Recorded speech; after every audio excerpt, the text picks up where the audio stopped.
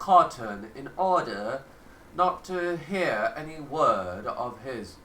However, when this tribesman entered the mosque, he saw Muhammad observing his prayer, and out of curiosity he approached him, for it was a divine will to hear the Prophet's sound and appealing words.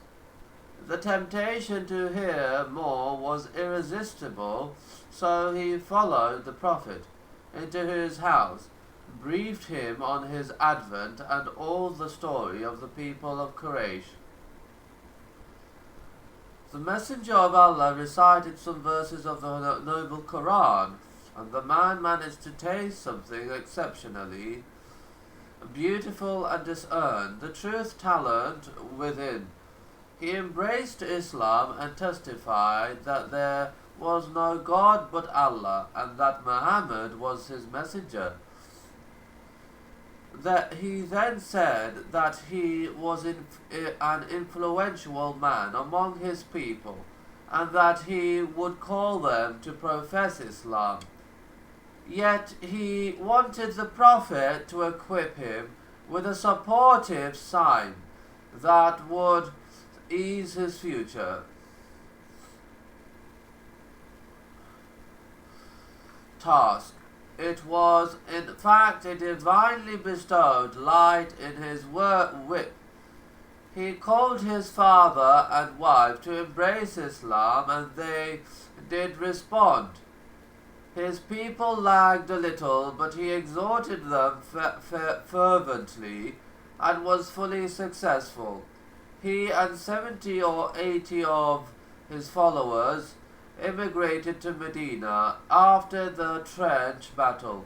He was a perfect fighter in the cause of Allah and was martyred in Al-Yamama events. Dumad, he came from Shanua in Yemen, specialist in incantation. He arrived in Mecca to hear the fools there say that Muhammad was out of his mind. He decided to practice his craft on the Prophet, who on seeing him said, "Praise is to Allah. We entertain his praise and seek his help. Whomsoever Allah guides, none will lead astray, and whomsoever Allah leads astray, none will guide. I testify there is no God but Allah, and Muhammad is his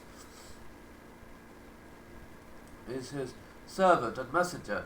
Dumad heard the words and requested the Prophet to echo them again, and he was granted his wish thrice. Here he was, "I have heard the soothsayers, sorcerers, and poets, but never have I experienced the sweetness of your words." He then gave a pledge of a sincere convert. Hope-inspiring breezes from the Madanis. It was during the pilgrimage season in the 11th year of prophethood that the Islamic call found the righteous seeds through which it would grow up to constitute tall trees whose leaves would foster the new faith and shelter the new vulnerable converts from the blows of injustices and high-handedness of Quraysh. It was the Prophet's wise practice to meet the delegates of the Arabian tribes by night, so that the hostile Meccans would not debar him from achieving his objectives.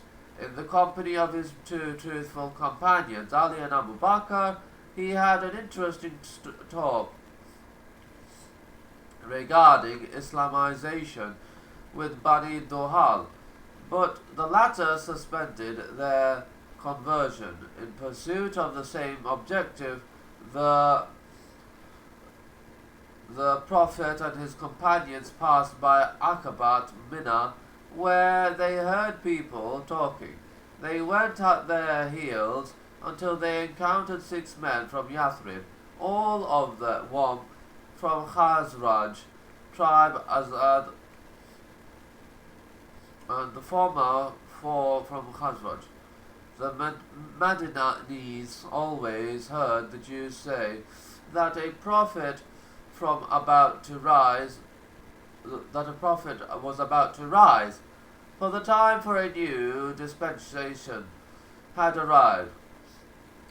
Him they would follow and then smite their enemies, as the children of Ad and Aram had been smitten. Of what tribe are you? Asked the prophet. Of the tribe of Hazran, they replied. Are you the allies of the Jews? The prophet inquired. They said, Yes. Then why not sit down for a little, and I will speak to you. The offer was readily accepted, for the fame of Muhammad had spread to Medina, and the strangers were curious to see more of the man who had created a stir in the whole area. The Prophet presented to them an expose of Islam, explained the implications and the responsibilities that fell upon the man who accepted it. When the Prophet concluded his talk, they exchanged among themselves ideas to the following effect. No, surely this is the Prophet with whom the Jews are ever threatening us. Therefore, let us make haste and be the first to join him. They therefore embraced Islam and said to the Prophet, We have left our community, for no tribe is so divided by hatred and rancor as they are. Allah may cement our ties through you. So let us go and invite them to this religion of yours, and if Allah unites them in it, no man will be dearer than you. The handful of Madinis converts remained steady to the cause, and they preached the Islam with full zeal and devotion, with the result that they succeeded in winning adherents for Islam from amongst their fellow citizens. And hardly was there a house in Medina not talking curiously and enthusiastically about the Messenger of Allah. Marriage of the Prophet to Aisha. In Shawwal of the same year, the Prophet concluded a marriage contract with Aisha, the truth verifier, when she was 6 of age, and consummated his marriage with her in Shawwal, the year AH in Medina, when she was 9.